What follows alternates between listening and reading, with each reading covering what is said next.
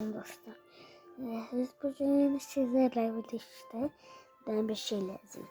Bakın, ilk önce böyle diyelim. Bana tamına 550 saat video seçsem. Yok, 550 video seçsem. Yani baksadan beri 3. sınıfa kadar video seçsem. Ama 300 neyse video bilmem. Hem bende de var hem de başkalarında. İlk önceki mən istəyirəm ki 10.000 abone olun.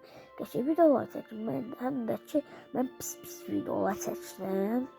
Yani pis. Ona görə ondan da həm baxmırsınız, həm də 200 abone var. Yani ona görə mən deyirəm ki, nə vaxt 300 abone keçsək, o vaxt mən video paylaşacağım.